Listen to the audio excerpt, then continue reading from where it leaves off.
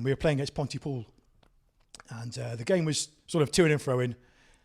We were probably winning. I'll never forget, right in front of me, the Pontypool hooker decided to stamp on Pete Aspin, who was our second row. Right. I heard this, it was a blood-curdling shriek. So he sort of gingerly got up. Next thing I know, the hooker has tried running back, sort of smirking and whatever. I'm 100% wrong in doing this, but I let him have one with a flag.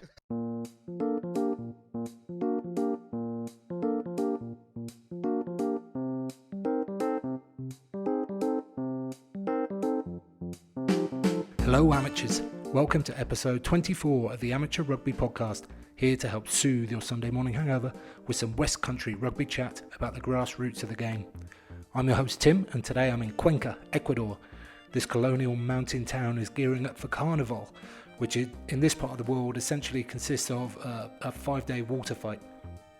Now, talking of water, I understand a lot of games were washed out last week in the face of another storm hitting the UK. Hopefully all your grounds are okay and the fixture backlog doesn't get out of hand.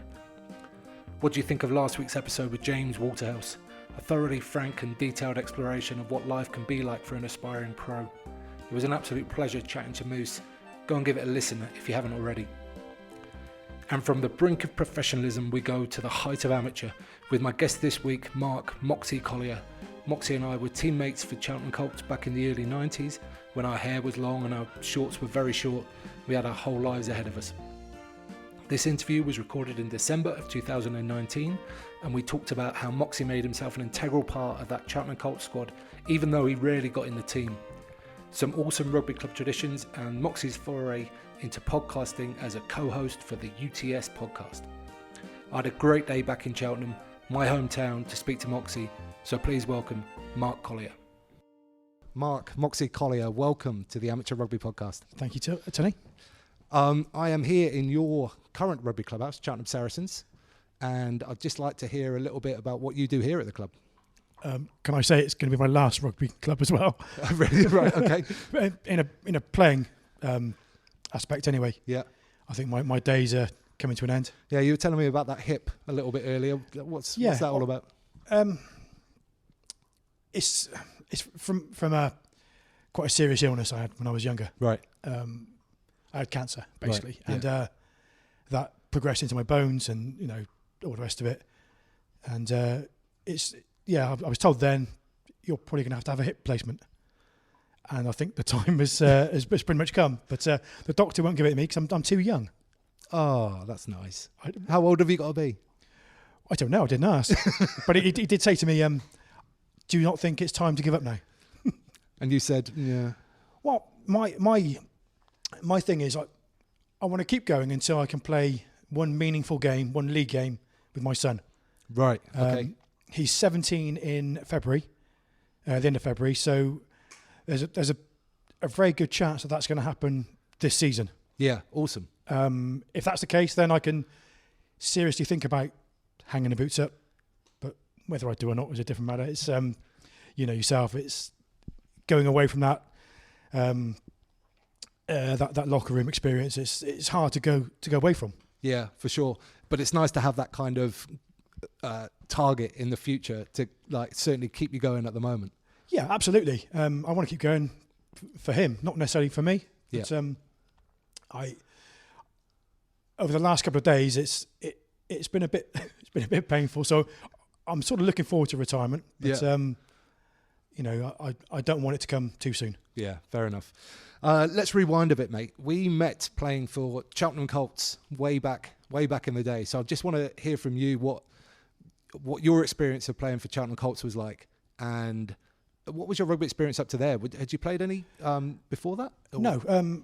I went to St Benedict's School, like a lot of the guys that played at Cheltenham in the youth teams. Hated it. Absolutely despised rugby. Yeah. I couldn't think of anything worse. All my memories are of a Thursday afternoon in a PE lesson, hammer it down with rain, cold, wet. Tackling was horrible. Everyone seemed to get a lot of joy out of slapping your legs, right, and basically causing pain. So I've got almost a hatred for it then. But fast forward to pretty much the last couple of weeks of school, Pitters, Mike Pittman, said to me, "Come on down to Cheltenham. You know, let's get down there." So I went down there and played a couple of games. Trained a bit and loved it. Yeah. Just something clicked. What was it? Do you know? What was the difference? Being with mates, I think. Yeah. At school, you're with people. You're forced into being with those people that some you get on with, some you don't. And I think being at Cheltenham is just it was just 20, 30 mates. Yeah. From start to finish. I'll never forget the first day there. It was a Tuesday night. Graham Mudway. He pulled me to one side and said, "Look out there. Look at all those players out there. All those boys." He said, "If you stay here, all those boys there will be your mates for life." He's bang on. Yeah, he wasn't wrong, was he? Absolutely bang on. Yeah, because it's you've lived in Cheltenham all your life, is that right? Yes. Yeah. And those guys that you played with back then are still ring of friends now, right? Absolutely. Yeah. Absolutely. All of them. You know, to a man. Even the guys that have moved away. Some of them came back over Christmas, and it's like they've never been away. Yeah. You just get together, and whether it's right or wrong, you become 19, 20 again. Probably wrong for me, but depends on exactly what you're talking about. But yeah, probably. So, I mean, I'd like to hear a little bit also about that Cheltenham Colts team at that time, because you're just a year older than me, I think. I think so. Yeah, you're in your brothers. Yeah. Yeah. So just a year older than me, and the Cheltenham Colts legend was something that was new to me when I joined the club. But obviously, you were there a little bit earlier. So I didn't really play a lot, right? For the simple reason, like I said, I came into rugby late. All those boys were playing since they were sort of 6, 7, 8 years old, and obviously I've come into it at 16. And Cheltenham Colts, basically from 1 to 21, they were all at least a county player. Yeah, it was a very, very strong squad. Yeah, it was unbelievably strong. I mean, I was a winger pretty much because, again, not very talented. That was probably the best place I could have played, you know, without doing too much damage to our own team. And the players in that position, I mean, Hugh Costello, he went on to play for London Irish. Other guys went on to play at high level. Yeah, and it was just unbelievable. Yeah, I just couldn't get in the team. It's no disgrace not to be able to get in that side, and I think you sort of illustrated that fairly clearly. Like it was a quality team all the way through, and I mean you said 1 to 21, but actually the squad was much bigger than that as well. Oh yeah. So I mean it was tough, but you did find a way to like contribute to that team and that club ethos in quite a few different ways. I'd like to hear a little bit about some of those things. Yeah, I mean, I sort of thinking about that. Some people may say, "Oh, you know, a clown." I'd prefer to say that I was more of a jester, okay, rather than a clown, because a clown can be looked sort of down on. A jester is one that can get everyone going. It sort of controls the courtroom, and gets people laughing and smiling. And I used to just do stupid things. Yes, you did. I just remember it being so much fun having you as part of the squad. Like it was just amazing. Like just whenever there was a quiet moment, suddenly you would appear in some kind of fashion and do something that just made everybody laugh. Well, you say in some kind of fashion. Usually the fashion would be naked. I was trying to sidestep around that, but yes, usually naked. Yeah, I mean, Nelly the Elephant was a very is a song that everyone liked to sing, and I performed the actions. So that was a lot of fun. No, every week basically. Yeah, every single week. And you got a reputation as a bit of a stuntman as well during those years. A stuntman, yeah. Basically, this started. There's a pub in Cheltenham called Cassidy's. It's no longer there. I tapped Mike on the shoulder, Mike Pittman on the shoulder, and said, "Get everybody around the banister on this stairwell. And he looked at me as if to say, what are you talking about? Anyway, I stood on the top of the stairs, and these stairs, they sort of went down pretty sharply, down to a half landing, and then another lot of stairs. I remember them well, yeah. Yeah. Anyway, I stood at the top of these stairs, and I just turned to face the crowd and said, right, for one night only, please do not try this at home. I am a trained stuntman. And then I threw myself down the stairs. We're not talking bouncing down on my arse. I threw myself down the stairs. Right, I got to the bottom, walked back up, cheering and lots of hilarity. Went to Mike, holding my hand. And he said, what's up? I said to Mike, I think I've broke my thumb. I said, but a true professional, I am going to show no pain. As you started crying. No, I think I was too drunk by then. But that was after the famous Francis Close Hall, and we came out of there. Anyway, so I found that I was quite good at doing that without hurting myself. Yeah, you sort of learnt to avoid hurting your thumb in future attempts. I didn't hurt my thumb again. Put it that way. Pretty much everything else, but not my thumb. But no, I really, again, that's going back to the old court jester thing, where I just wanted to make people laugh, get them enjoying what we had. If I could do that myself, then happy days. Yeah, amazing. And another thing that you did with great pride and regularity was run the touch for the team. Oh, what right angles though? What right angles? And you got a reputation for having the best right angles in probably all the land. Absolutely, yeah. Well, again, going back to the fact that I wasn't blessed with a great rugby career, I sort of found it on the sideline. So, yeah, I used what talent I had to do that. But I thoroughly enjoyed it because again, I was with the boys. I was in some way being a part of that squad. Yeah, and well, just for the listeners, I've just recorded a podcast with you because you're also a rugby podcaster. And when you asked me who my sort of best clubman was, I said you. And these are some of the reasons why. Because even though you couldn't make the team, which was a very, very strong team, and a lot of people wouldn't have been able to make it, you found a way, or several ways, as we just discussed, to really contribute to the whole atmosphere and the commitment that was shown, and just running the touch, a job that nobody wants to do. Yeah, you made it your own, and you made it fun, and you made everybody talk about it and comment about it. I've actually got a great story about one game we played when we could play at Prestbury Road. Yeah, we were playing against Pontypool. And the game was sort of to and fro in. We were probably winning. I'll never forget, right in front of me, the Pontypool hooker decided to stamp on Pete Aspin. It was our second row. Right. I heard this, it was a blood-curdling shriek. But, I mean, that was Pete. He was probably a bit of a girl anyway. Anyway, he sort of gingerly got up. Next thing I know, the hooker has tried running back, sort of smirking and whatever. I'm 100% wrong in doing this, but I let him have one with a flag. In what kind of way? I put it around his face. Oh my God. Yeah, I shouldn't have done it, but obviously it was either that or a fist or something. Or let him get away with it. Or let him get away with it, yeah. So I let the boys know that he was the culprit. Yeah.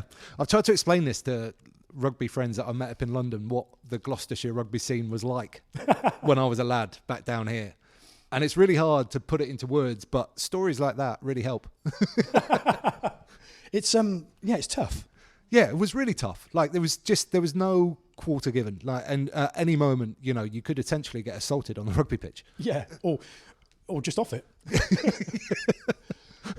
With a weapon. Yeah. Like I say, I was totally wrong in doing that. I do regret it, but it makes for a funny story. in my eyes, isn't it? But, yeah. Now, there's another thing that happened around about that sort of time, which I must have been here. I was still in Cheltenham, but I don't remember it. It came up on Phil Waters' podcast. The fact that you and he went to the 1995 World Cup. Yes. Yeah, that was a lot of fun. I can't imagine what it would have been like to be at such an iconic tournament, just when the game was really, really getting into gear and gathering pace. So I'd love to hear, from you, what how long were you there? What were your experiences? Which games did you go to? I think I was there personally for about 2.5 weeks. Awesome. Phil was there for a bit longer, a fair bit longer. When I landed, I missed David Campese by about 2 minutes. Right. Phil was talking to him and everything in a car. He must have seen me and thought, "I'll get stuffed." Here's the main man. But no. So yeah, that was the first of many sort of encounters we had with professional players over there. We had a lot of fun. The stuntman came out In South Africa. in South Africa. Yeah, Double danger there. I put a window through my elbow on the way down. Oof. That was a lot of blood, but yeah, that was good. But no, we went to, how many games we go? I think we went to 3 games. We went to the Jonah Lomu semi-final. Right, England, New Zealand. England against Jonah Lomu, yeah. Yeah. Yeah, where he scored 4 tries, ran through everyone. Brilliant. What were you feeling before that game? Did you think we had a chance? When you get to a semi-final, you've got to think you've got a chance. You've got to. Even though that was a team full of amazing players. Yeah. And, you know, like they were classed as freaks, especially sort of Jonah Lomu, where he was just something else. That was in Cape Town. That was at Newlands. Then I think we had about 2 or 3 days where we went to Sun City. Right. Where, if you don't know, Sun City is basically the Las Vegas of South Africa. Okay, and where is it in the country? Sort of Pretoria, up towards Johannesburg. Okay. That sort of way. That was quite good fun. We were in a casino. We were walking around. Next, mind our own business. And a tap on my shoulder. Turn around, Ross Freebury. Didn't have a clue he was there. So this, just for the listeners, that's another guy from Cheltenham. Basically, one of your mates. One of our captains, he was. Yeah. Yeah. So that obviously that created a whole world of pain again. You know, drinking and all the rest of it. So yeah, I went up there, had a bit of a gamble. Had a go on all the rides and everything that they got there. And a few days later, because obviously England lost, there was that famous game against France. Remember, with all the women on the pitch with the brooms, washing away all the water. Yeah, it was absolute downpour, wasn't it? The day before, or actually during the game as well. I think it was just before the game. Yeah. Okay, an absolute deluge. When I say we went, we had tickets to go, yeah, but we didn't bother. I think we either overslept or we just got so drunk that we didn't make it. That was just what happened. Third, fourth game is rarely worth going to. Anyway, no, it wasn't great. It wasn't the best. And then we got tickets to the final. How did you get tickets for that final? If I'm honest, I don't know. I think because I went with. I think it was either Mike Burr. I think it was Mike Burr I went with. Okay. With his travel company. Didn't need any accommodation because I stayed with Paul Tubus, who was again one of our players at Cheltenham. Yeah. He lives out there. He's South African. We stayed with him. Yeah, we had a lot of South African connections. That's back right. In Yeah. the day. Yeah. Yeah. So we stayed with him and. Didn't really see much of his house, to be honest. We were always in the pubs in the because he played at Villages, where Waters played as well. Yeah. We spent a lot of time there. Stellenbosch, the wine routes, we did that sort of thing. But yeah, so we found ourselves at the final, and I don't know how, but that was the one day that we wanted to get really on the drink, but we just couldn't. Oh, how come?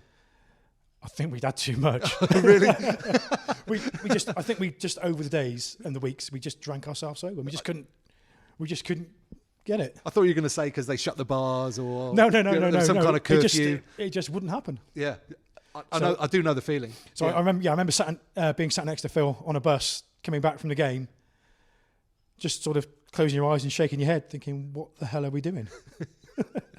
Long way from home. Absolutely, yeah. But no, South Africa. I bore my kids and my wife to it, to death with it all the time. Whenever it's mentioned, I've been there. Oh, have you? Oh. Yeah. Yeah, I have. Yeah, cool. Okay, so let's talk a bit more about Cheltenham Saracens here. How soon did you come and join this club after you left Cheltenham? Because I remember we used to regularly stop off at their clubhouse, the previous clubhouse. That's right. Yeah, on our bar crawl into town after every game, pretty much. Yeah. Well, I came up here only about sort of 6 or 7 years ago, perhaps. Oh, okay. I had a big break from rugby, obviously because of my illness and whatever. But so I thought, I want to get back into rugby. Yeah. I want to see if I can actually play a game now. I just came up here, joined in, played sort of thirds and 14 rugby. Yeah. And it's just moved on from there, really. Unfortunately, now up here we've only got 2 teams. Yeah. Which is the way I think rugby's going at grassroots across the country. I'm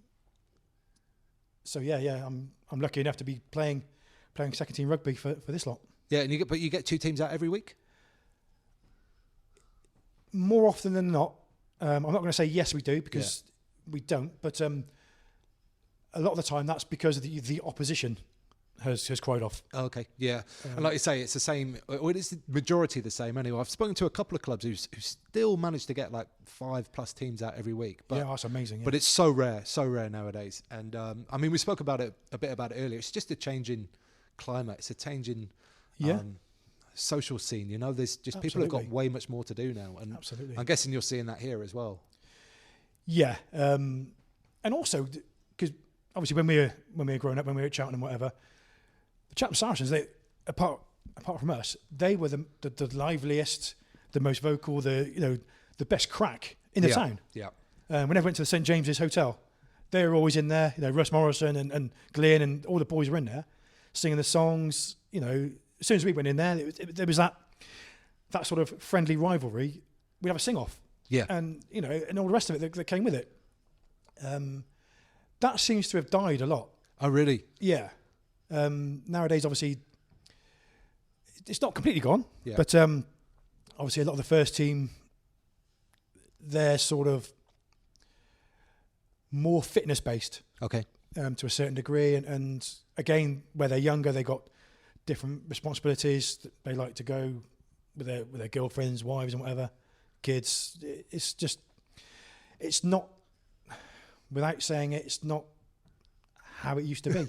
Yeah, it's not, and nothing ever is. So I don't think we should sort of feel sad about that, and just try and make the best of what things are now. And you can't compare the 2 eras, because society's got to move on as well as sport and all the rest of it.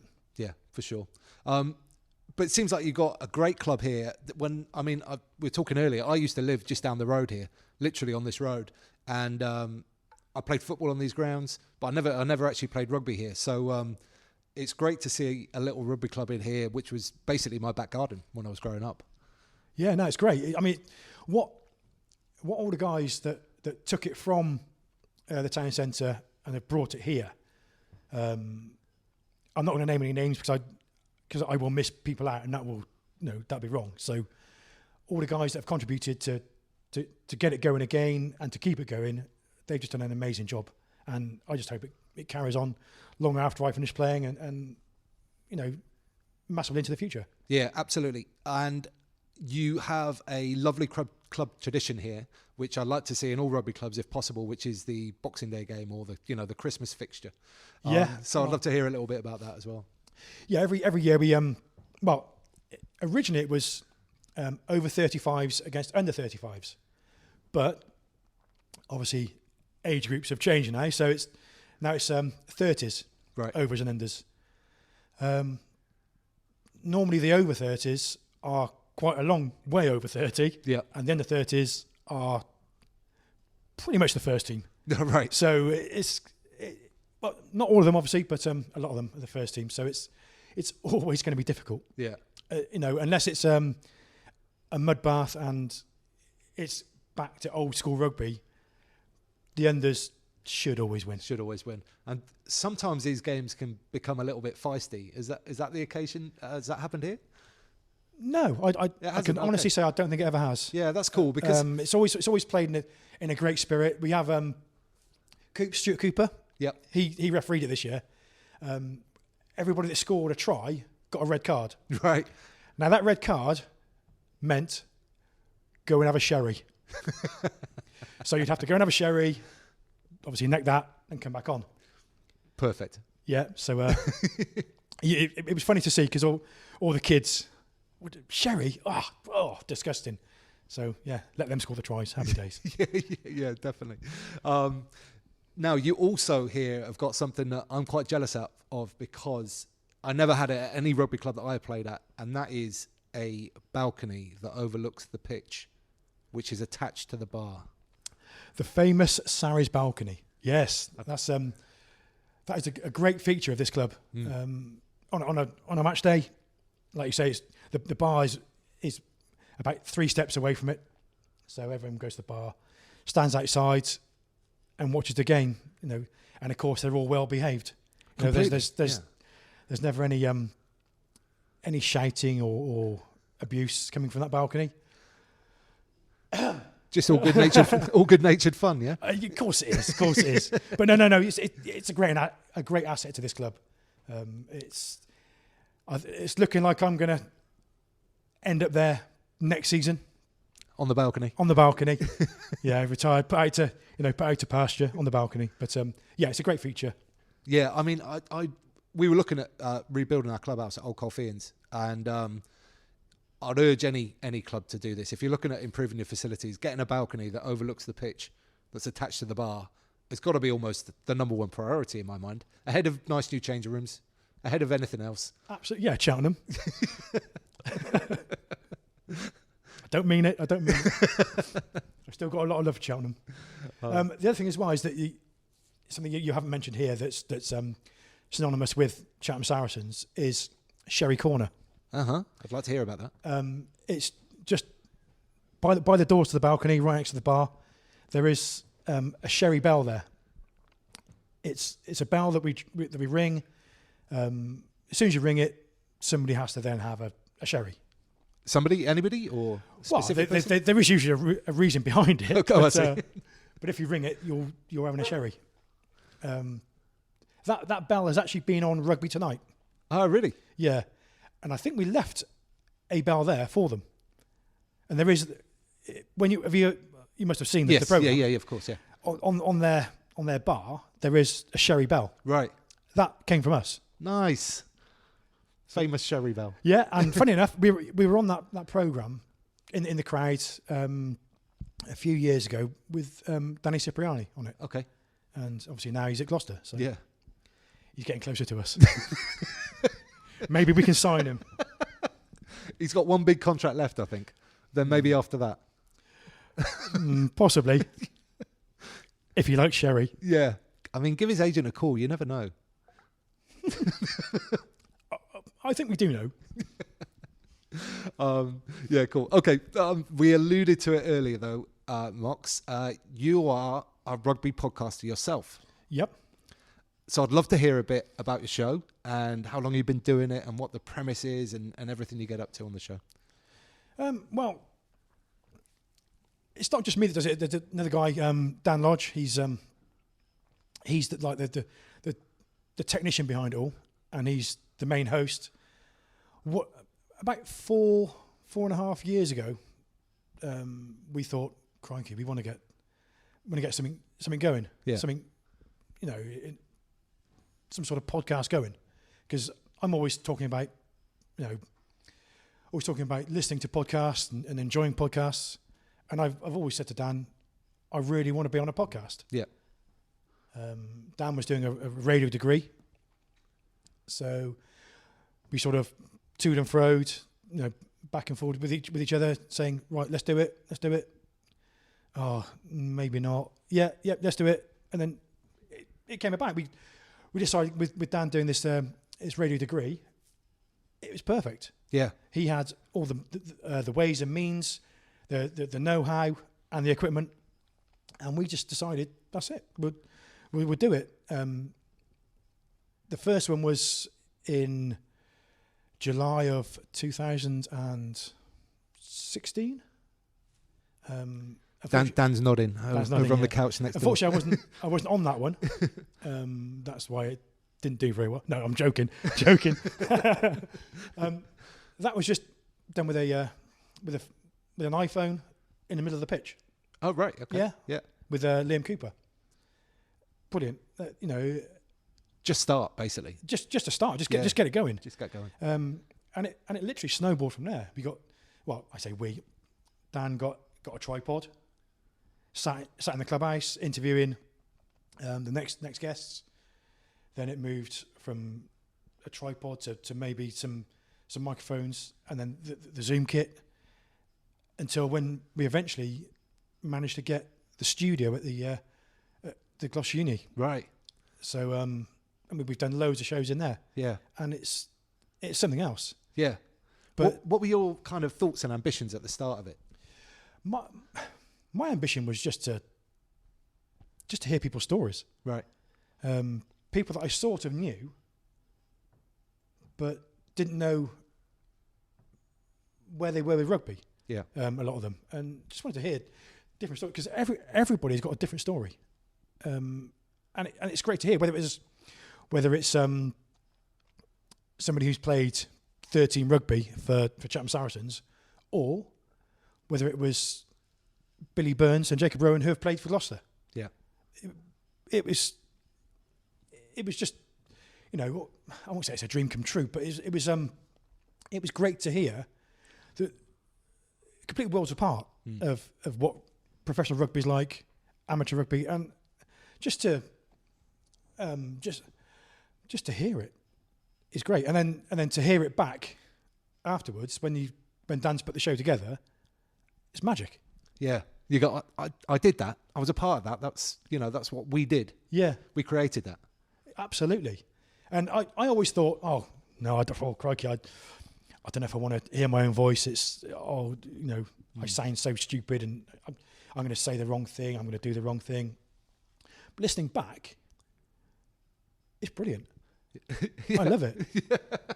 Mate, I'm in the same boat, because I had all the same fears, and aside from the odd couple of little bits, generally speaking, I'm really happy with the way it's all turning out. Yeah, well, you should be. You've got a great product, and you've done really well.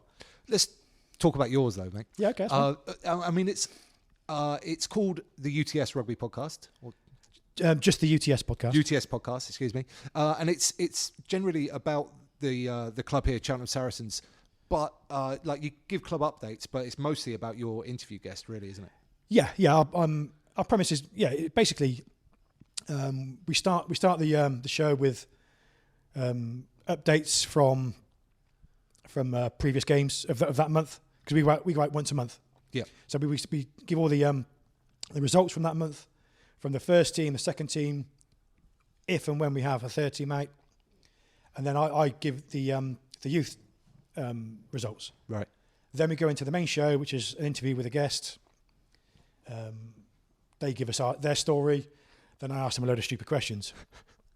Then after that, again, we go into our outro, which is looking forward to the next month, where we look at the upcoming fixtures. Yeah. And then Dan, like I say, just magically puts it all together. Yeah, that magic. It's definitely magic. Yeah. Oh, it is, yeah. Yeah, it's a bit of a challenge sometimes. I mean, a lot of my interviews, I've been lucky that I've recorded them straight the way through. I've listened to them straight the way through and gone, I need to do nothing here. But that's amazing when that happens. It is amazing and quite rare, but it has happened. Now, have you had any technical issues ever with the podcast? We've had them where there's background noise has almost overpowered it. Right. That's a big problem we've had, on a couple of them. But again, Dan, with his wizardry, he's got all the software and whatever to overcome that. But as far as major problems, no, I don't think so. I think the biggest fear is not pressing record. Yeah, 100%, which is why I always get my guests to check that we're recording before we start recording. What are some of your highlights from the time that you've been doing the podcast? any individual, particular guests or moments or things people have said that have made you go, oh, that'll be magic? I think sentimentality says Crispy. Yeah. Because of his situation and obviously, not being able to speak now.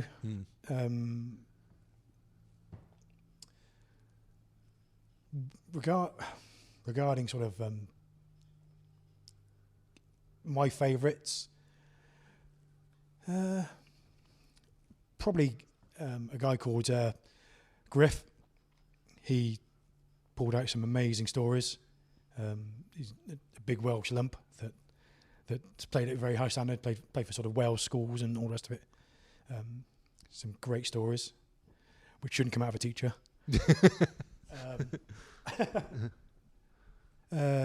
Daddles, Phil Waters. Yep. Again, a great guest. Every single one has got their own. There's something special about every single one, I think. Yeah. There isn't one really I can sort of pick out and say, yep, that is my favourite ever podcast. And that's it. I couldn't say that. Yeah. It's like choosing your favourite child or something like that. Oh, that's easy. But I'm not going to. Yeah. For the record, I don't have a favourite child. No, I was joking. So, I mean, this might be breaking news, but what's the future of the podcast? Well, I'd like to think that it was going to go on forever, but nothing ever can, Moxy. Nothing ever can. No, well, not even me. Yeah, I think it's going to come to a natural end, and I think that's not going to be too far away. I've been informed that sort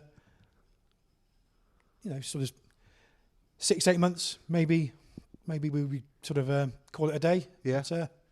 But who knows? Go out with some big fanfare. Go out with a big bang. Yeah, absolutely. Yeah. Find some real stairs. Maybe you were talking about the live music event that you have here. Yeah. On the balcony. Maybe you could do a live show as your final show. We have actually talked about a live show. Really? A fair bit. As you said, Dan's in radio, so he's got some experience of that, right? Absolutely, yeah. Me and you, however, would be it's terrified. Well, it's the whole thinking on your feet, isn't it? That's the thing. I think with a few Thatchers inside me, I'll be all right. But it's certainly out when you fall down the stairs as well. Yeah, yeah, when you go all floppy, yeah. But that I would love to do that. Yeah. Whether everybody here would like to do it as well, I don't know. They might not get a choice. Exactly. I mean, that's how you start the podcast in the first place. Just do it. Just have a go. Yeah. That's the message. Something I'll speak to Dan about, and we'll try and get something down. Good stuff. Okay, so we've talked about you being a player, and you're managing now the under-17s here. Yep. Have you ever refereed much? Not a chance. Not a chance. No, not a chance. How would you rate your knowledge of the rugby laws, Moxy? I'd like to think I always used to know everything that I needed to know. Yeah. Which I thought was pretty much everything. Stay on side, basically. Yeah, laws. Yeah. Don't come near me when I've got a flag. Yeah. No, and also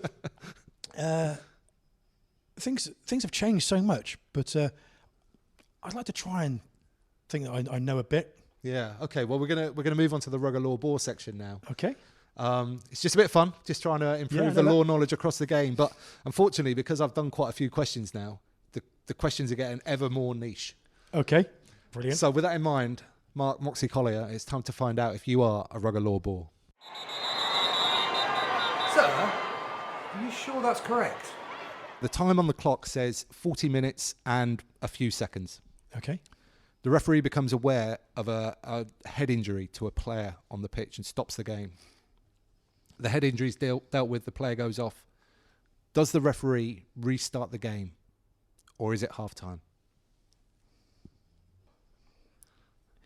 I think I've listened to virtually every single one of your podcasts. And I don't repeat questions.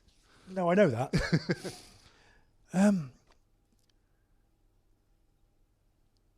Okay, so the clock's gone red, Clock's on red.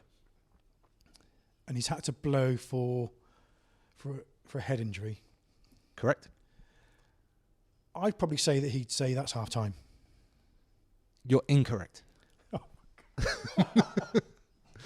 Now, I actually haven't looked this up in the law book, but it happened last week in a game. And I was sat there thinking, this should be half time because he stopped the game. But the referee in question restarted it because actually nothing had happened in terms of the actual game. There was no infringement. There was no infringement. There was no reason to stop it. So we restarted with a scrum. I haven't checked this in the law book and whether it's actually specifically written out, but that's what happened. Okay, and that makes it even stranger, the fact that he restarted the scrum. Well, I think, no, just because you have to restart somewhere. Yeah. Yeah, and like the scrum to the team that had the ball would be the only way you could do it, really. Because that's the least advantageous of any of the restarts, probably. Okay, so fair enough. And actually, I thought about it afterwards, and it does kind of make sense. It does make sense because otherwise you'd have people faking head injuries to try and stop a half. Absolutely, like yeah. It does make sense. But with that being said, Moxy, you're not a rugger law ball. Thank you. You're welcome. Time for the stash questions. What is your favourite bit of stash that you've ever received? My favourite bit of stash, I've had a little bit of a think about this. Recently, my favourite bit of stash has got to be probably a jacket that I got from Chopper Long, from John Long. Yeah, John Long. It was his Canadian rugby team jacket. It's so warm. It's amazing. But I think overall, my favourite bit of stash has got to be the, I think it's 1994 County Cup winners jersey. Nice. I still have one of those. I've as still well. got mine, yeah. With the solid red stripe down the shoulders. I don't know if it's solid red, but yeah. It's okay. Maybe it's black. It's black, and it says Cheltenham Colts on the back. Yeah. I've got one from that era, certainly. Yeah. Black and there is a red because I think there was a solid stripe, and I think there was one with two stripes, maybe. Yeah. But yeah, and it's got the the embroidery saying winners. Yeah, that is a good shirt, and that's one I'd love to have as well. What is your favourite kit of all time? So this can be any team from any era. My favourite kit of all time, I don't know. I do like the iconic Harlequin shirts. Yeah. The old quarters, because it was just something different. Yeah. Something really different. But I loved it then, and I've never ever seen it since. In '95, the Ivory Coast World Cup shirt. that is nice. You're gonna have to describe that for me, mate. What was that like? I think it was just bright orange. Right. Bright orange with Côte d'Ivoire and 1995. Nice. I loved it then, and obviously that trip, he's got some very, very good memories, and there we go. Stay strong for you. I'm going to say that one, yeah. Cool. And is there any current stash crush? So that's a team at the moment that you think they look pretty swish, or alternatively, a kit that you think is horrific and should never be seen on a rugby field? Can I say old Pats? No. You can say whatever you want, mate. It's entirely up to you. No, the one kit that I don't know if I like it or not. It was was it Toulouse with pink flowers? No, that was Stade Francais. Yeah. I can't even get the right team. Is that horrible? It's funny, right? That's memorable because a few people have said that's their favourite. But a few people like you have also said they hate it. Well, So I don't know if I hate it. I mean, I'm a big fan of different patterns and different shirts, but I think that one is that's just a tour shirt, isn't it? Yeah, a great tour shirt. Oh yeah. Yeah, I'm with you. Yeah, I think I'm with you on that one. It was a bit too much. I think so. Yeah, professional team wearing it. Yeah. Yeah, it's funny though. Okay, listen, mate. That's going to bring us to a close. So I just want to say it's been great catching up with you today. And if people want to listen to your podcast, how is the best way for them to do that? You can listen to it on iTunes, all the different platforms. It's just search for the UTS Podcast. Yeah. And if they want to get hold of you? They don't need to. I'm sure there's ways via the podcast that they can do that. On Twitter at the UTS Podcast. Okay, mate, listen, let's wrap this up. It's been brilliant to come down here and catch up. And best of luck with the podcast for however long it lasts. And you, absolutely, yeah. What you've done is brilliant. You know, it's they're always a great listen. Thanks, mate. Really appreciate it. Cheers, Danny. Thanks very much again to Moxy. I really enjoyed our chat and I hope you get to fulfil that rugby ambition of playing a league game with your son. Moxy, with his co-host Dan, run a great show on the UTS podcast. I'll put links to everything below. There are some really great interviews there in their back catalogue. Go and give them a listen. Now, if you enjoyed this podcast, you could rate and review on Apple Podcasts. But what I'd really like is if you mention it to someone in person the next time you're down your local rugby club. I'll be back with you next week when my guest will be David Cheng. Chengy is an RFU rugby development coach, a deep thinker on the game and is never shy to share his opinion. Subscribe at Apple Podcasts to make sure you don't miss out. Okay, I'm off out to prepare for Carnival. I need a family-sized pack of water balloons and a super soaker, so wish me luck. Until next week, get out and play.